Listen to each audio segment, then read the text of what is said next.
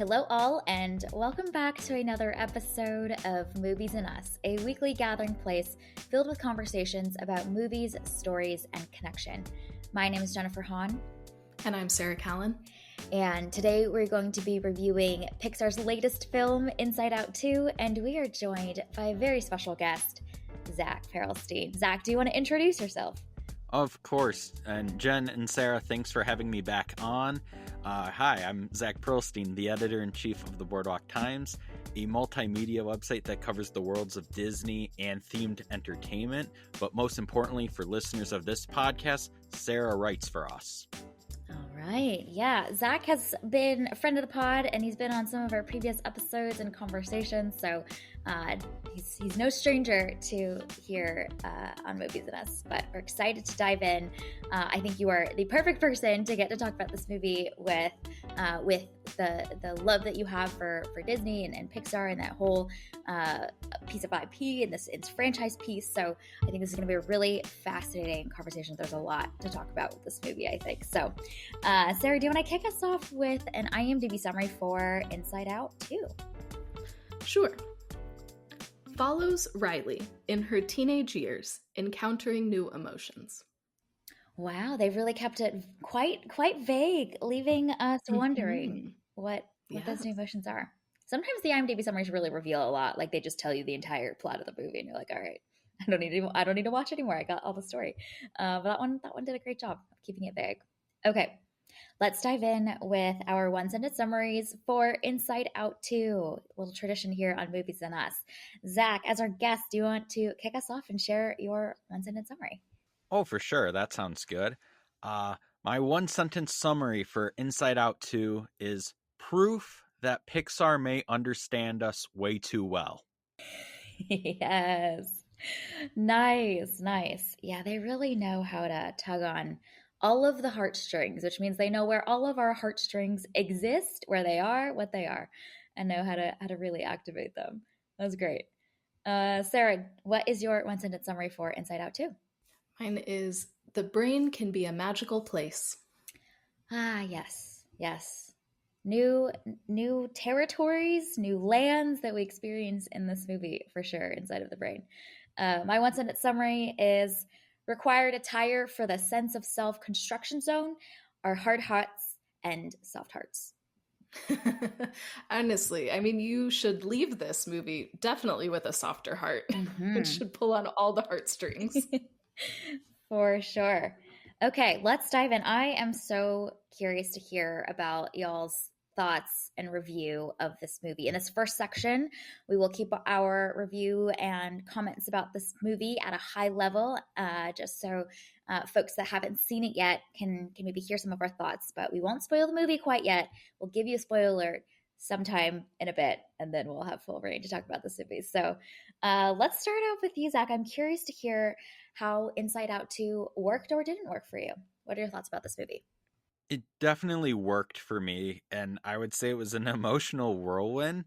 And I think it worked for me on a couple different levels. Obviously, you have the emotional level with, the feelings and the characters, but you also have a nostalgia aspect of, it was 9 years since the first Inside Out.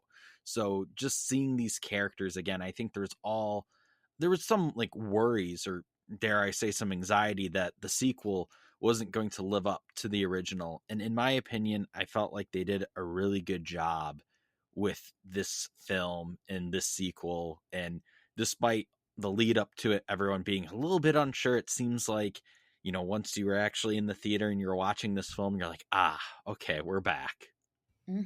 Yeah, we are so back with our cast of characters and some new ones as well. And we can dive into more of the details of what aspects really perhaps tugged on your heartstrings as you watch this movie. Sarah, I'm curious your thoughts about Inside Out 2. How did this work for you? Yeah, I think I was also a little worried / excited, intrigued at how this movie was going to build upon the first film that is so beloved and was so revolutionary in so many ways. And I was also very curious how they would handle anxiety. And I was just all around impressed. It manages to capture some of that magic of the first film while also innovating and introducing us to more emotions and more complex ideas rather than kind of the simplicity of the first film. And then we also get to explore new parts of the brain. We also get to see new sides of even the original characters that we knew. So I think all around it's a real success, and we see that that it carries that legacy of the first film really well. I don't know that I would say that it's a better movie than the first one, but I think it's definitely on par with the first film, which is quite an accomplishment. Like, how many sequels live up to the first one, or at least get close to the first one? So all around, great job, good experience. Really glad that we watched this one. Yeah. I had seen a headline before going in to see this movie like a couple hours earlier that this was like another corporate, money grab play, and it doesn't have original ideas. And so I'm like, did we watch the same movie? Because I think that there's so many really important ideas that are communicated very clearly and cleverly in Inside Out 2. I continue to be impressed at the way that this movie, both the first one and the second one, really capture and bring to life visually some of these concepts that are very abstract, and they have a lot of fun with it. The way that they're imaginative and clever with bringing these like metaphorical concepts to life, and then superimposing them onto this like larger adventure story, really. I think that format seems to have worked really well in the first movie and continues to work really well in the second movie as well. Like we go on a big grand adventure, and amidst all of that, there's all these symbolism and metaphors that really communicate some complicated ideas for kids and for adults. I think tackling the concept of anxiety feels very fitting for the time that we're in right now, a post-pandemic period of time where I think this topic is much more centered in our conversations today. I think a lot of people are a lot more open and willing and ready to share and talk about these ideas around mental health and around emotional management, all that kind of stuff. And so I think that they nailed a lot of things about anxiety very well. And I think it easily could have maybe painted anxiety in a more negative light, but I've always loved in the first movie, and I think they nail it again in the second movie, of creating space to really showcase how your emotions are helpful for you when channeled in the right ways. And I think that through line is still woven very clearly in the second movie as well.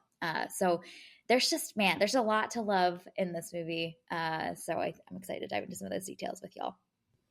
Okay, well, let's include a spoiler alert for Inside Out 2. If you haven't seen this movie yet, we recommend checking out, go to your theater, watch this movie. It's a really great one. It's a good time. It's also an important one. So we are diving into spoiler territory. All right. I am intrigued to hear, maybe for us to open up the conversation a little bit around some of the specific parts of this movie. Like, what were aspects, concepts, scenes, parts of this movie that really like stood out to you and like had you thinking about it a lot after the movie ended, that you found yourself mulling on? I think one of the biggest moments in this film that there's actually two big moments that have been stuck in my head. One is when Joy says, maybe when you get older, you just don't feel any joy. Or it was like a line similar to that. I don't know if I quoted it exactly right, but like that kind of ending sequence with joy and anxiety was just so like gut wrenching. And then another aspect I really enjoyed was just the different animation styles. Pouchy, for me, stole the show. Yeah.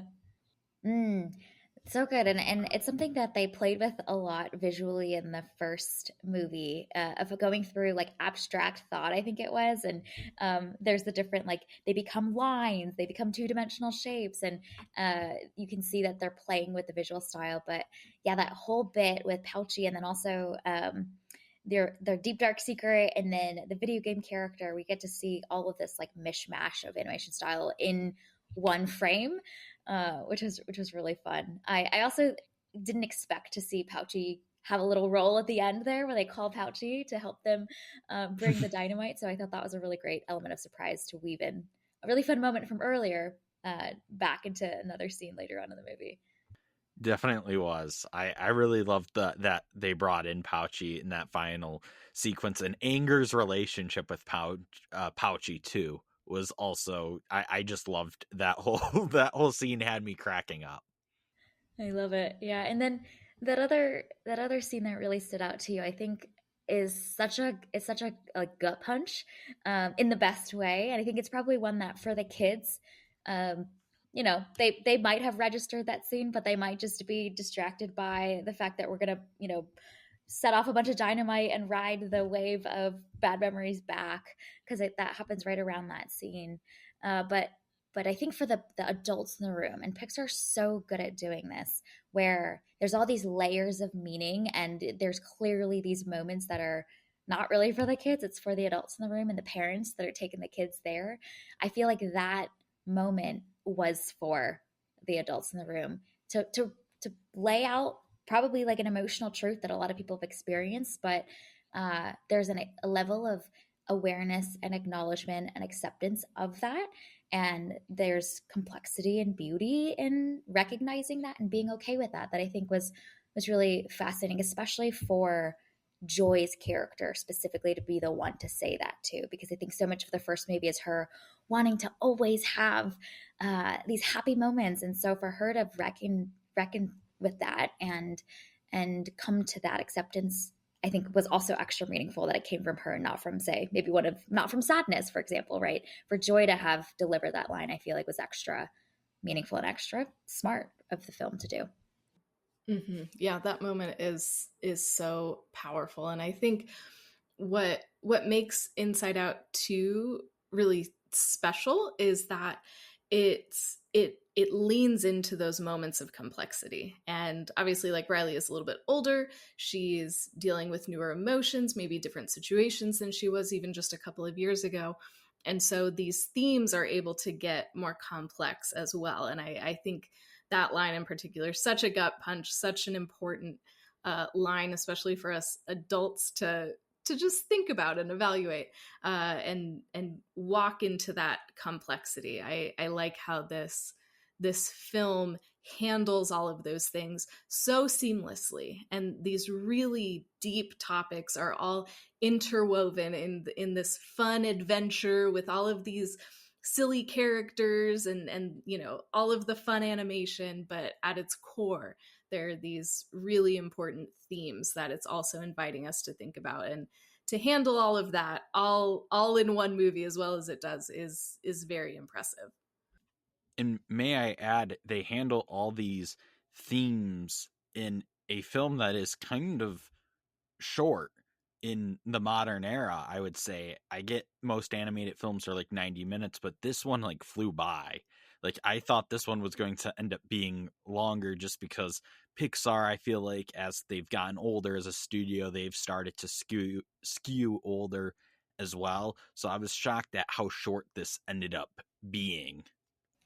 Yeah, that's so true. And there's so many concepts that are packed into this, hour and 36-minute experience that you I don't know if you guys felt this way, but there's some of these like concepts that were so meaningful, but I almost felt like I had time after the film to really sit with them and re-realize certain like things that the movie did that were so smart, but might have just been small little throwaway moments while watching throughout the experience. Like, one of the ones that really stood out to me a lot more as I thought about the movie after watching it was how many times fear makes comments about this like connection with anxiety as a character. Like, when anxiety's first introduced in headquarters, Fear makes a little line. He says, "Oh, I can tell like we're going to be really good friends."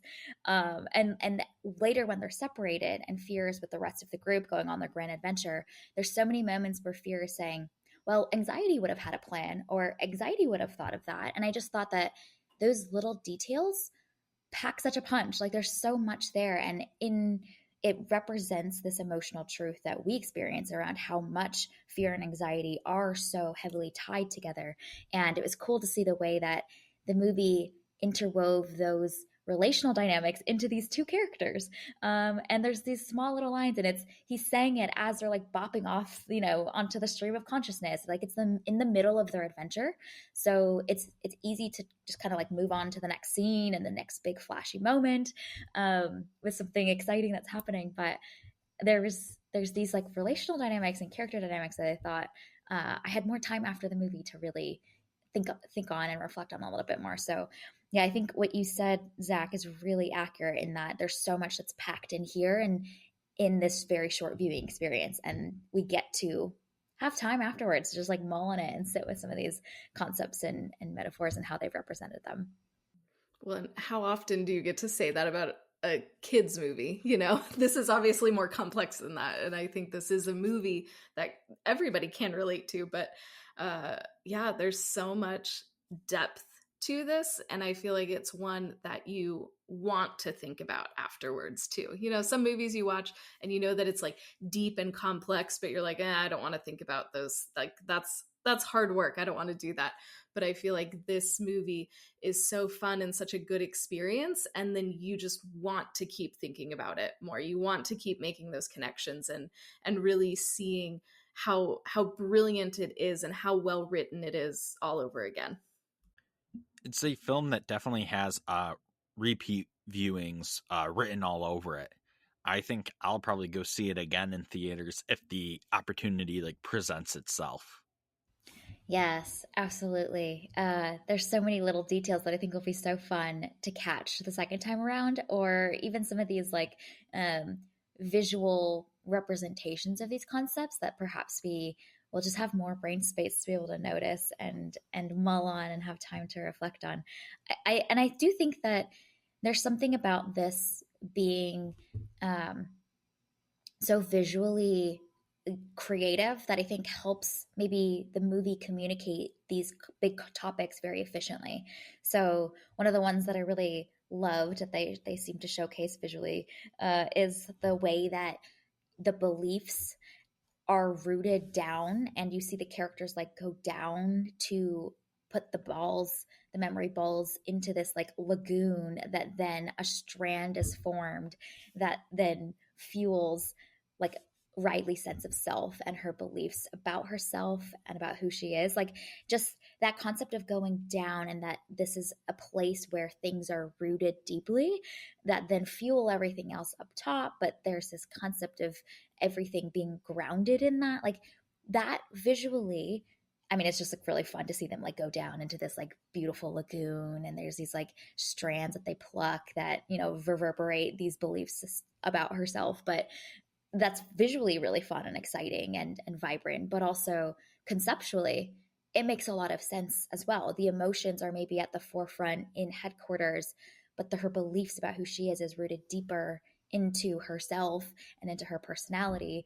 Like that, just the sense of place to communicate that complex abstract concept is just really cool. And I feel like there's so many examples of the way that this movie does that. And so you're right, repeat viewing really get us to be able to like notice some of those visual representations in new ways as well. I loved that moment when they go down to where, the beliefs are. And I love how much time this movie spends there, because it is so magical. And then the score comes in and it just creates this sense of awe and wonder as these beliefs are being created. And you just see how beautiful this process is to see these things formed. And I think that's kind of actually where my one sentence summary came from, because this movie really had me thinking about our brains are magical, like we are magic. The way that our brains are wired and the way that we process information and what we are able to like dream up and create, and everything that is housed in our minds, it's magical. It's so cool that this movie is able to create that sense of awe and wonder about something that exists in all of us. And I loved that scene, and we linger there for so long just to also be in awe of all of these beautiful things that are being created.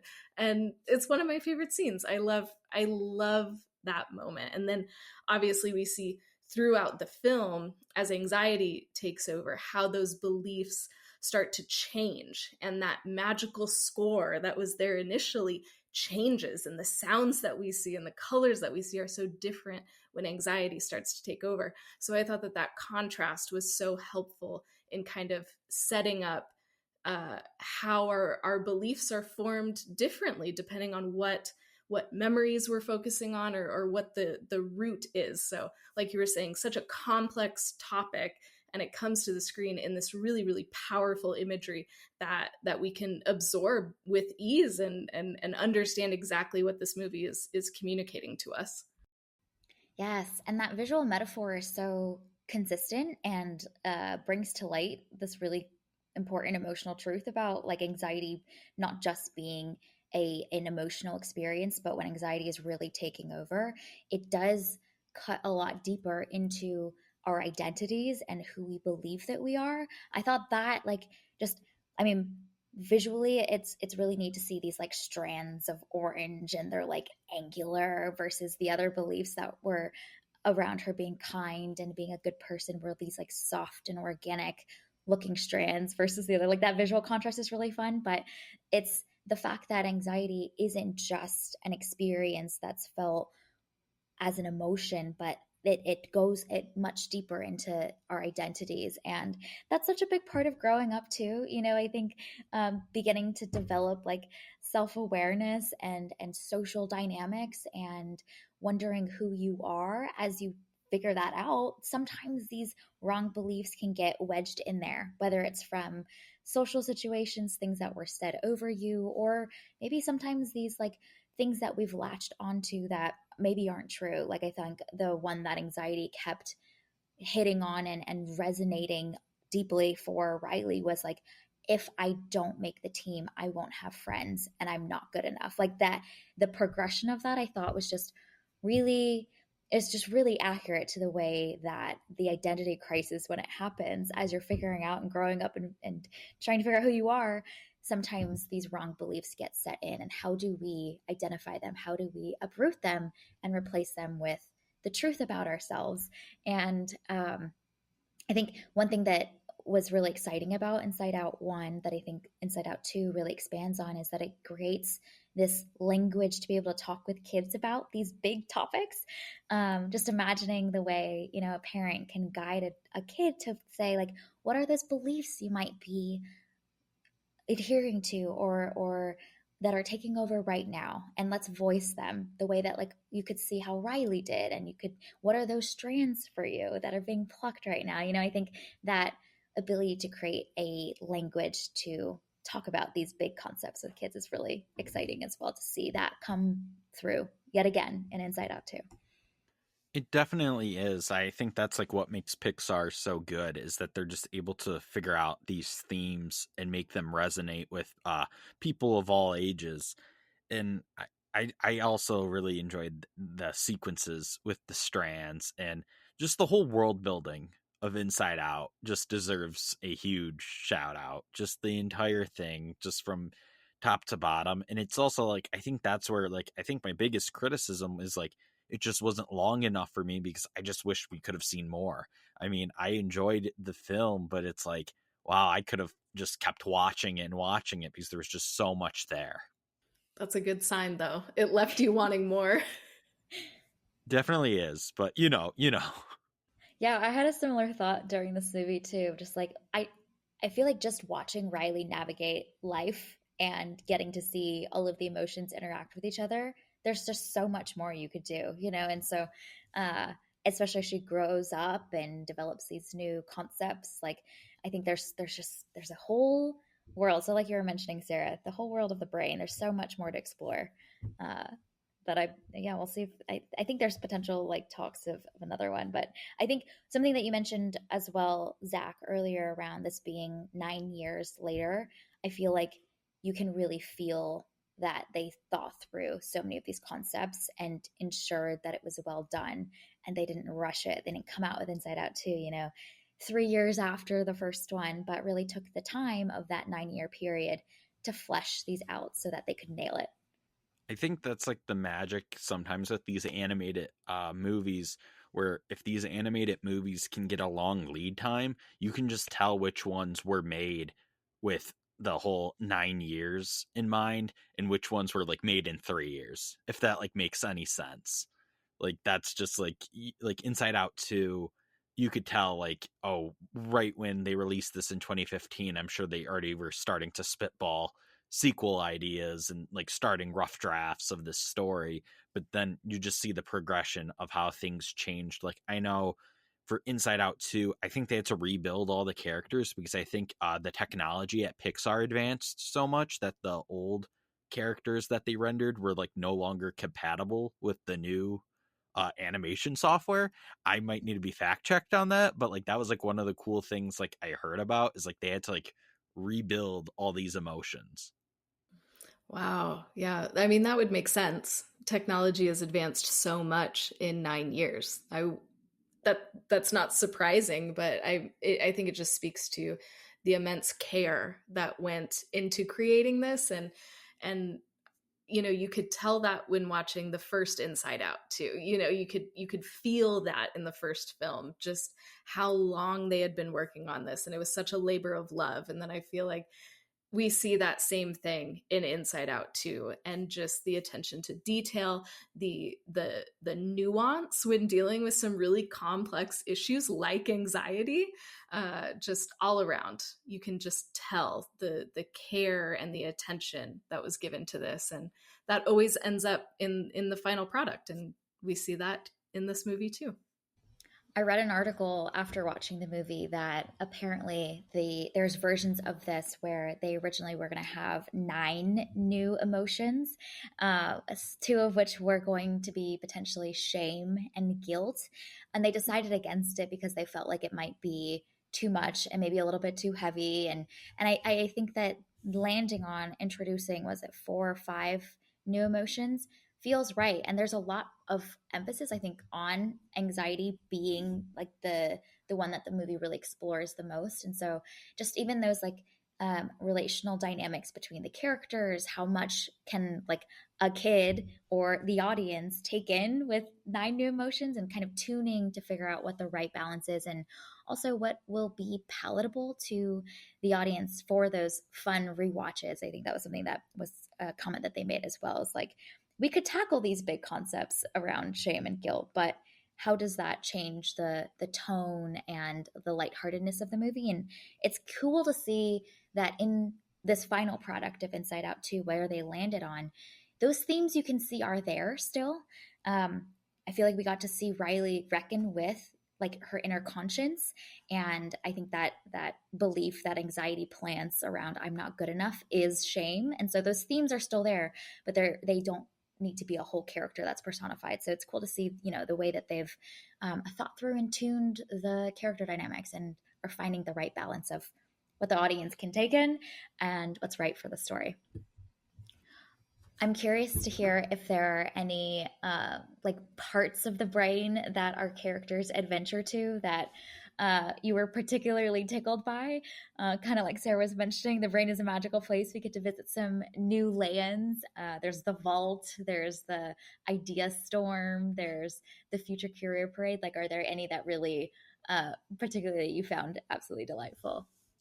The vault, I think, was such a great visual of keeping secrets in like the deep dark, just like keeping stuff inside. And there, honestly, just a lot of these emotions like were very relatable. Like I think, you just had them very visualized well. Yeah, that part is so fun. And then, like you guys mentioned earlier, seeing all of the different animation styles within the vault was just a blast. But I loved the sarcasm That was one of my favorite parts of this movie. And even the way that it's like visually it's hilarious and a pun, and I'm a sucker for puns, but seeing the way that sarcasm distorts communication as they're yelling back and forth across the chasm, I thought was just really, really smart way to just kind of illustrate how a meaning can be maybe misinterpreted sometimes based on tone, or, you know, like if you're not, maybe you don't know the person, something can come off differently. And so I thought that that was just, in addition to being funny, it was also really smart in showing that. And then, of course, it affected the plot. So just all around, nailed it. And then there's the extra like wordplay in that too, which is really fun. I, there's so many moments of that in the first movie and in this one as well, with like the stream of consciousness, and you just see the way that things that are happening in Riley's external world are changing what's flowing through this river. Like I thought like all of those little clever details were so great. The one that I really loved was seeing all of the emotions get put into a jar because they're getting bottled up. And I think it's fear that goes, oh no, we're suppressed emotions. And I think that really personally stood out to me a lot, because I can fall into that risk of just like not wanting to feel all of my feelings, and it's more efficient and easy for me to bottle them up and kick it to the back of the bind. And so getting to see that visually is going to be fun for me the next time I find myself doing that, being like, let's let the characters out of the jar and let them run around and play. And that emotional management aspect of that little moment was really great. Yeah, it's so good. One thing that I think also really stood out to me in this movie is how they have chosen this like social dynamic that Riley is navigating to obviously usher the plot forward around seeing all of these emotions go on their adventures and interact with each other. But I think it's also something that's so universal, of the experience of growing up and figuring out who you are, the whole concept of Riley looking to fit in, trying to find her place, wanting to be cool. I just feel like both the first movie and the second movie, the experiences that our main character Riley is going through are so universal. And even if someone has an experience, maybe like moving to a new city or whatnot, that feeling of being uncomfortable with trying to fit in, trying to find your place, I think is, as a universal experience for everyone. And especially that transition into high school that Riley's also going through right now, and recognizing the importance of being accepted by her peers, but trying to figure out how to stay true to herself. I think this team is so smart to choose these experiences for our main character that are so universal. And I think that choice makes the rest of the movie work really well, because we've all experienced something like that, of trying to fit in, trying to figure out who you are amidst it all. And so for the first movie, it was around growing up and moving cities and starting a new school. In this one, I think the focus is primarily on the social dynamics and how that makes her feel. And I mean, we're social creatures, we're social beings as humans. So I think that immediately creates empathy, and everyone can relate to. I just want to say very quickly about like the social dynamics that you're talking about, Jen, and Riley, like basically trying to get the upper hand, trying to make new friends. I just found that whole sequence so relatable, because I think everyone around that eighth grade time period, eighth grade, freshman year of high school time period, you can start to see in your own friends when they start to change a little bit, or when they start to act cool in front of different crowds. And I thought they did a really nice job of relaying that in the external world, while, obviously the internal world with all the emotions was just going chaotic with, chaos everywhere. Yeah, that whole bit where she's trying to figure out what to do with her hands when she's walking. It perfectly captures, it's like a little moment, but it perfectly captures that universal overarching feeling of like, how do I be cool? And who is deemed cool in my environment? And how do I fit in with them? And then also just like you were saying, feeling that gap too, of her being younger and not knowing what the cool like musical bands are that she should find cool, and them making fun of her a little bit for liking ones that are, you know, so childish and so middle school. I think all of that is so neat, and they really nailed some of those little like details and vignettes that we get to see in Riley just trying to fit in. And I love that nobody is a bad guy in this. You know, even the cool kids, they're not the bad ones. They're not being even like a bad influence on Riley. It's just part of growing up and something that we all grapple with to some degree or another, and it looks different for each of us. But like you said, it's just kind of a universal thing as we're figuring out where we fit. And so I love that the movie doesn't make anybody out to be the bad guy. There's no villain in this. Even anxiety is not a villain. And we just see that when certain emotions, when certain things get out of control, then bad things can happen. But that doesn't necessarily make the emotion bad. It doesn't make Riley bad. And I loved that nuance in there, especially I think the first movie is a great tool for like teaching kids and adults, about emotions. And I feel like this is a really good continuation of that. And so the fact that there isn't a bad guy in this, I think lends itself to this being a really good teaching tool that, you know, parents, teachers, whoever can use as kids and preteens are working through some of these really big emotions and trying to figure out their place in the world. It's so true. I love that little scene at the end where anxiety is still there in headquarters. You know, like this wasn't about kicking anxiety out and we need to banish anxiety from headquarters because it's wreak havoc. No, it's about managing it well. I think it's they make for some really funny moments, but every time that this movie cuts to the parents' headquarters, I think it's an important part of landing that message home because we get to see in the mom's brain, in the dad's brain, that anxiety is still there too, you know, like, and those thoughts come, but they don't take over, and they don't have, you know, anxiety like absolutely running the control plane, but all of the emotions are working together, and some of those thoughts will come and we either can create space for them or we don't, and they start to really like overtake the other emotions and kick them out. And so I think every time we cut to the parents' brains, it's an important model for what healthier emotional management looks like. And we get to see that contrast between how someone who's an 8th grader just trying to figure things out, maybe things are going a little bit more haywire in headquarters, but that model of what healthy emotional management can look like, I think is important for this movie as well. And they're really funny scenes, little moments too. But I think they add extra meaning to what the healthier state can look like. And I also love that we get to see, even in Riley, some of those things that she starts to do. So like even when she's having her anxiety attack, when she's in the penalty box, you see her start to like breathe deeply. You see her start to like, she touches the bench, you know, like she is instinctively kind of doing some grounding techniques. And I like that the film doesn't, you know, point this out. Like an adult doesn't have to like teach her, you know, okay, this is how you process through this. But the film is just modeling certain things like, okay, when you do start to spiral, here's a way that you can physically react that might help you.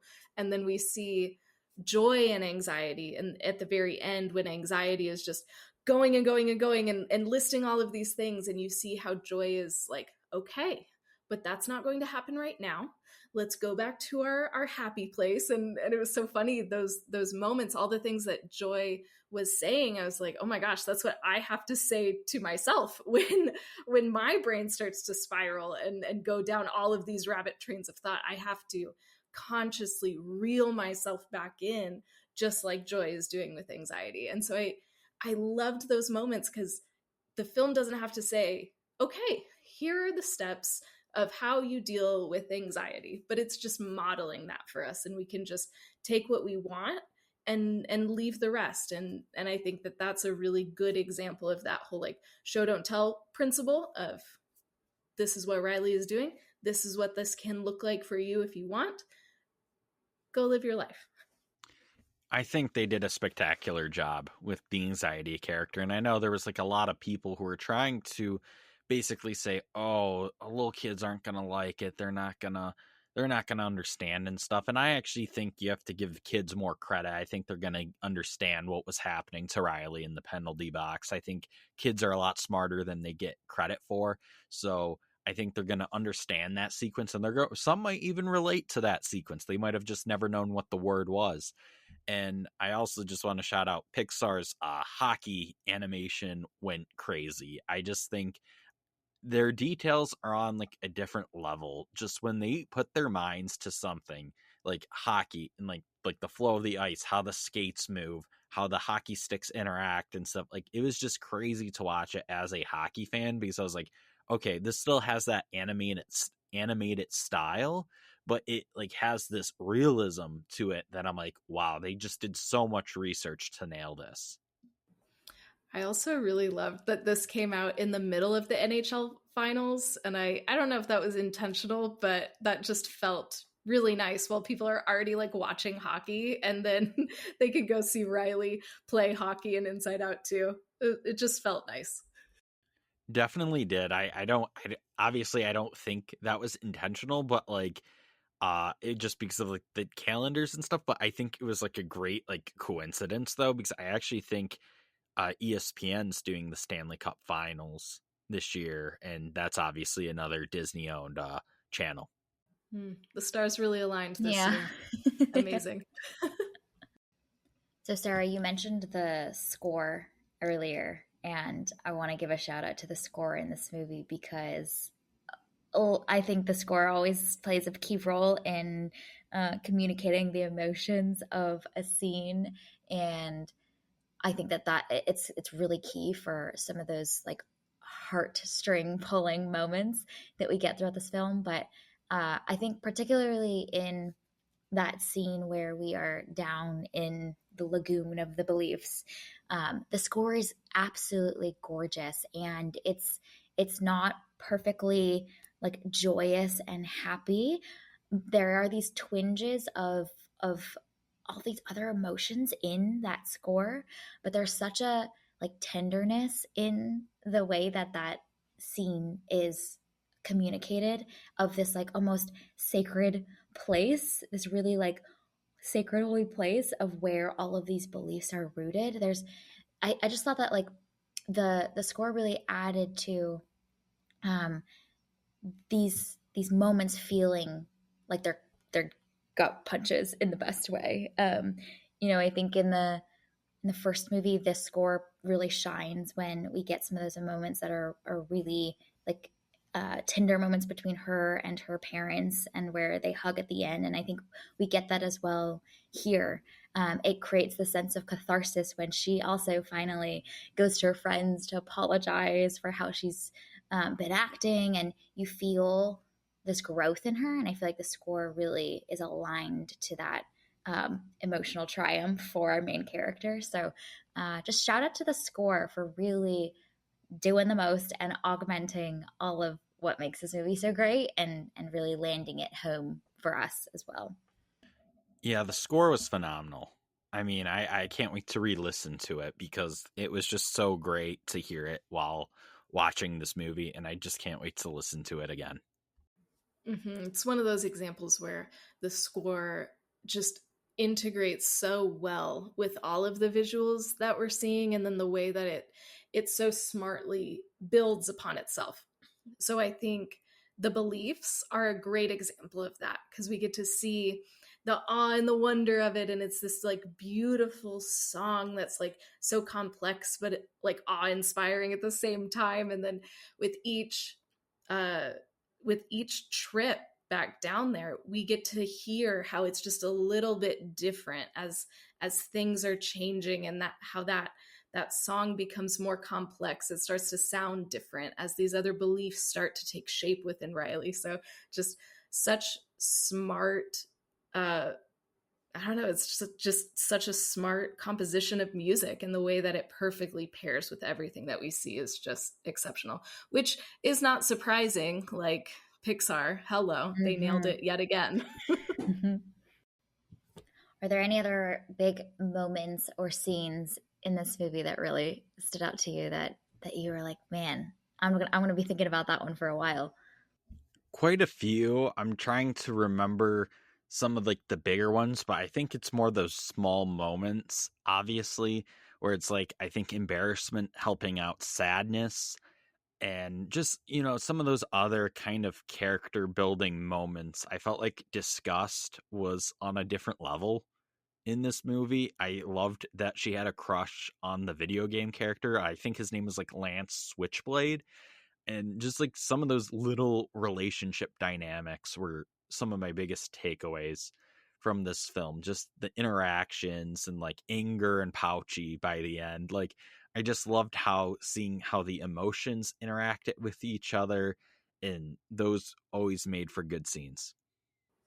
Yeah, embarrassment really stood out to me too, because if and I know like the whole premise of Inside Out and Inside Out 2 is there's not bad emotions and good emotions, but emotions all have their place. And but if I were to label what I would think of as bad emotions, anxiety would be one of them and embarrassment would be another, because it's not fun to be embarrassed. Nobody likes that. But I love that throughout the film, embarrassment just wants to help, but he's not sure how. And seeing him help sadness, or in the end, I mean, really, embarrassment is key to saving the day and stopping this anxiety attack. And I love that, because it maybe would have been easier to just have embarrassment be like a funny side character, or like really the butt of some jokes, but he actually does play a vital role in this film. And I think that that's just a helpful reframing of embarrassment, that it actually does serve a purpose in our lives. And I think especially for a, a kid or a preteen or a teenager, like embarrassment can be crippling when you're in those like really formative years. And it's just an interesting take on embarrassment that I don't think I would have arrived at on my own. Yeah, I was thinking a lot about after the movie ended, like why they chose embarrassment specifically to be the one to help sadness. Why not boredom? Why not envy? And I think I don't know if this was intentional, but this is my interpretation of it, of embarrassment being essentially Riley's conscience beginning to kick in. Like as the anxiety attack is growing in her, and she's beginning to make these questionable moral choices. She's breaking into her coach's office to read the notebook. Like that's when embarrassment begins to recognize that this anxiety is no longer helping, and therefore embarrassment begins to help sadness. Like I just thought that pairing was really fascinating, because perhaps there's a conscious that is kicking in, this morality that is within Riley, that she's beginning to feel like, hey, I'm embarrassed that I'm here, that I did that, and that was wrong. And I love the way that by the end of the movie, we really get to see that only when some of those quote unquote bad memories come rushing back into her mind, that her sense of self becomes more complex, and therefore she can apologize and see herself clearly for the things that she might not have been proud of that she did, for abandoning her friends, for breaking into her coach's office. And I think that like dimension of morality feels like it's kind of woven in there somehow. They don't explicitly call it out, but I do feel like there's, again, that consistency of the metaphors really does work. It's when you feel sad and you feel embarrassed about some of the things that you did that you're not proud of, that then that redemption and that reconciliation can really happen. So I thought that was like a really neat choice. And you're right, immersion plays a pretty big role in being able to help Riley recognize maybe the things that she didn't do right, and she can now begin to find reconciliation for. Another part of this movie that kind of stood out to me as I was thinking about it afterwards was uh, Joy's growth over both films. Because in the first film, she's trying to control Riley's emotions, and Joy wants everything to be happy, and she doesn't see a place for sadness. but there's still this like desire for control that Joy has, but then she kind of learns that sadness has a place and becomes more accepting. And then in the second movie, we see that there's still that desire for control, and but it's coming in the form of bad memories. And so she's trying to rid the bad memories so that Riley's beliefs are pure and beautiful and joyful and all of the things. And so I like that there's that theme throughout both of these films, that Joy is trying to control Riley so that she has a good experience, so that she is happy, so that she has good beliefs, all of these things. And both of these movies show Joy having to release control in certain ways. And I just thought that was an interesting thing to think about over this 2-movie arc, and how Joy had made so much progress in the first movie, but then that desire for control crops up in a different way in the second movie that she then has to process through. And I was like, oh my gosh, that's so human. We work on something and we're trying to like heal in a certain way or have more healthy habits, and sometimes those same tendencies get shifted over to another area of our lives. So that just felt like such a human quality to put onto this emotion that I really appreciated. I still think it would be cool if you actually were able to take away some of your bad memories like Joy was doing, though. Not to sound too absolutely. Yes. Yeah, but like when I was seeing what she was actually doing, where it's like, oh, we don't need this one. I'm like, oh man, if I could do that, that would be or not me specifically, because you don't want to like delete everything, but it's like, man, it would be nice for like some specific memories. You could be like, oh, let's put that in the back of the noggin for now. Yeah, can we send some of those bad ones with, Bing Bong? What they had the little like suction things. If they're like, yeah, we don't need this one anymore. The little mind police, the little mind dudes. Would love one of those, and I could choose this one. This one's not really serving me. But I think that concept in the movie too of like all of the things you try to suppress, they will all come back at some point. You know what I mean? Like, and it's just a matter of when and how they will all emerge. So the back of the mind is a place where things can go to live for a little bit, but they will come. They will come some way. And the security guards are some funny characters because they're voiced by Frank Oz and Dave Goelz, legendary Muppet performers. So I always get a kick out of hearing their voices. I don't know if people could tell in the theater, but one of the guards kind of has a Fozzie Bear type sound to him, and I think that one was Frank Oz. So that was like something I noticed while watching this movie. Yeah, it's so good. All of those little scenes made for some really funny moments. And there's just like really great little details as well. Like I think at the beginning when puberty hits, they come in with a sign that says like, pardon our dust, puberty is messy. And just those little things in the background that are so fun.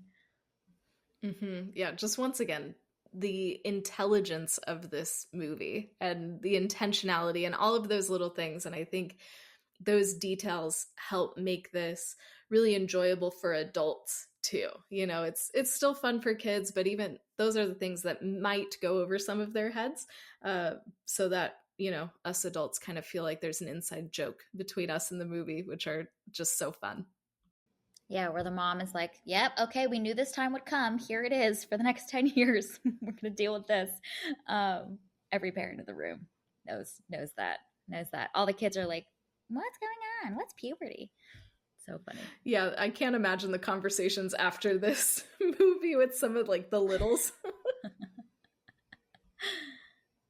And how was your guys' theater experiences? Like, did you guys have a lot of kids in your showings? Because mine, I felt like had more of a younger crowd, like not too young, but definitely like I would say there were some kids, and I could just tell that like maybe they're not like theater goers because just there was some rambunctious behavior at certain points. Did you get any of the kids in theater sometimes that just like are offering their commentary every scene? I love those kids. They are so funny, that are narrating like their stream of consciousness of thoughts very loudly for everybody to hear. I wish I had that. That would have been better than what we had, just walkers, like people who would like, just get up and down, like, and like they arrived late and I was like, well, what's going on? Like, you're missing the movie. I'm like, there's no rewind here. Sarah, what was your theater like? So I went at 9:20 a.m. on a Friday. So Friday morning. The most surprising thing about my theater going experience is, so there were 4 groups of parents with multiple children. I thankfully had a whole row and like quite a bit of space just to myself. But all of the groups of parents and children that I saw, they all had like giant things of popcorn, and a lot of them had ices Oh, at yeah. 9:20 in the morning. That is choice. I was like, wow, like, live your life. That's great. Love it.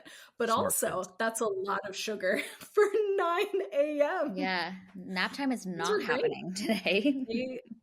The kids handled it great. We didn't have any Wow. walkers. I'm sure that there was some talking, but I couldn't hear it because I was so far away. So they did great. So thank you, parents, at the 9:20 a.m. on a Friday morning. You did awesome. Way to go. Crazy. That's crazy. I saw it at 1:30 p.m. on a Friday. There weren't actually a lot of kids in my theater. There weren't a lot of people in general in my theater for that showtime.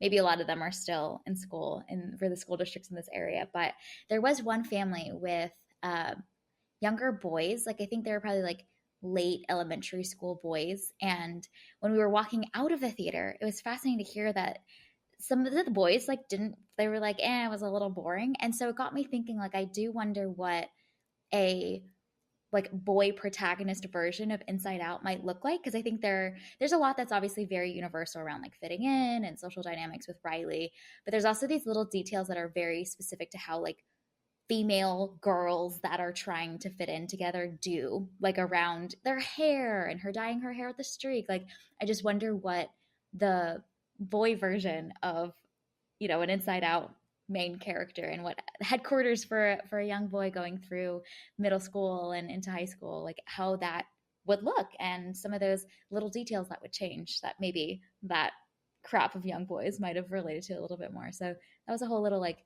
thought train that I went down. It's an interesting thought. I mean, I'm sure someone at Pixar has been like thinking about that.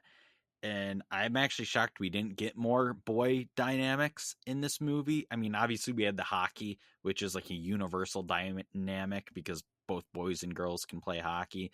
But I was shocked that they didn't lean into more of like Riley talking to boys, because I'm pretty sure they did a Pixar short called like Riley's First Date or something like back in the day. So I'm shocked they didn't kind of lean into that like social hierarchy or, oh no, high schoolers and stuff like that. Yeah, I'm surprised by that too, because I think it is such a big part of growing up, and especially when puberty hits and you're at that age in high school and middle school and having crushes. I think the first movie has that little segment of like Riley's perfect boyfriend machine. You know what I mean? I forget what it was exactly, but they have a little bit of that. But they just really focused in on the hockey and the friend group, which I think probably worked well because it kept it more narrow. But that would have been fascinating to see all of the emotions literally run rampant when she's talking to a boy. I wonder if there was like material they had to cut just because of this runtime. I wonder if there were more plots or like an extended kind of ending. Like I'm just very curious how this movie was made, especially like after, just some of the films Pixar was releasing, if there was any panic calls as well, like, oh, we need to take this out because someone's not going to like this part. And like I would just love to have a whole backstory of the making of Inside Out too.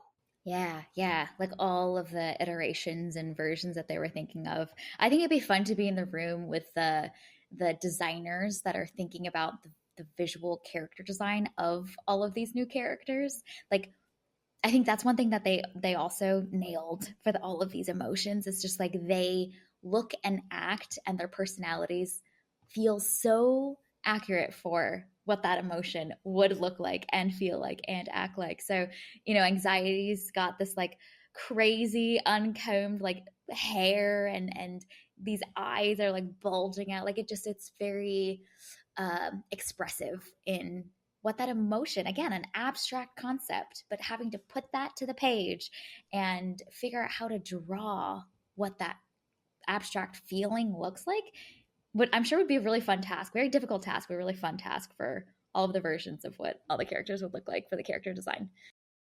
Mm-hmm. Yeah, it's all so creative. So I'm really looking forward to, in, I don't know, like a year from now, seeing the like behind the scenes Inside Out 2 special on Disney Plus or something, like whenever that stuff is released, I am very excited to watch it. Give me all the behind the scenes. That's always what I want. Yeah, you can't beat those behind the scenes specials. And I know we were talking about how Inside Out has like this significant world building. And I know there's going to be a series of shorts dropping on Disney Plus next spring called Dream Productions, which takes place where in the first film, like where Riley's dreams take place, they're going to do a series of shorts about that. And that's going to be on Disney Plus next year. So I'm going to be curious how that ties in with this film as well. Oh, that's going to be really fun. Oh my gosh. I remember the first movie had so much fun with that. So there's a whole bunch of creative playground, green field that they get to run in with that one. That'll be really cool. All right. Any last thoughts about Inside Out 2 before we wrap up? Any big things we missed? I did want to ask. So there's that scene when Anxiety is directing the animators, and then eventually the animators listen to Joy and they revolt against Anxiety and flip their desks over. And I was watching that scene and I was going, Pixar animators, are you okay? Is this some like meta commentary on like inside dealings inside of Pixar, or like are you guys okay? Do you need like an anger translator? What's going on here? Or was that just like a silly scene? But I was like, is there a deeper meaning here, or am I just reading into things? that's such a funny thing to ponder, because the optics of that scene is basically a bunch of these people having to listen to this giant power that be on screen direct their pencils for the things that they are drawing. Like, there's a lot of potential similarities with how this looks in the real world beyond this fake animated world. So I just find it amusing that your brain went there, and maybe this was their cry for help. We don't know, but I just love that you thought of that. I don't want to ruin Sarah's speculation, because Sarah wrote an excellent piece on Boardwalk Times about Disney's Wish, and like, was that about a cult? And it made me go like, oh crap, is she onto something here? Like when I went and like read the article and started to think about Wish. But I know the scene you're talking about in Inside Out 2, it's actually a deep cut reference. And how familiar are you guys with the Apple commercial? I think it's titled 1984. Oh, I got you. Yep. Oh, do you know what that is? Mm-hmm. Yeah. So basically it's like that uprising, and like, because Joy even throws something through the screen, and that happens in that commercial. Like, it's a very like, I think it's like a parody / like deep cut of it. And obviously there could be deeper meaning behind it and them doing it. Like, but Joy throwing the chair made me laugh so hard because of like how it destroyed the screen and everything. And it's just more funny when you like know the history of Pixar too, that them parodying an Apple ad is just hilarious because their founder was Steve Jobs. Yeah. No, that's so good. All right. Well, this was our review and discussion of Inside Out 2. You can find it available out in theaters. Thank you for listening to this week's episode of Movies and Us. And a big thank you to you, Zach, for joining us and sharing all of your thoughts and opinions and ideas about this movie. It was great. Zach, where can people find more of you and your work and your ideas and thoughts on the internet? Where can people find you? Well, thanks for having me back on, Sarah and Jen, and I hope we get to do this again at some point. But for everyone listening, you can follow us at Boardwalk Times on all social media platforms, but you could also visit our site at boardwalktimes.net, and you can even visit our merch store, which is boardwalktimes.store. Love it. And we will include all of those links and where to find more of Zach and his team in the show notes. So check them out. All right, well, our name, Movies and Us, sums it up. We're all about movies and the powerful ways we can connect with each other and the world around us. This podcast is about all of us and our shared stories, so everyone is welcome here, and we're so glad you spent time with us today. You can subscribe to this podcast on Spotify, Apple Podcasts, or wherever you tune into your favorite shows. Drop us a rating and review, letting us know your thoughts about Inside Out 2. You can connect with us on Instagram, Threads, and TikTok at Movies and Us Pod, or you can always email us at moviesanduspod@gmail.com. We will be back next week to discuss Ava DuVernay's latest film, Origin. We hope you have an amazing week, and we'll see you again next week.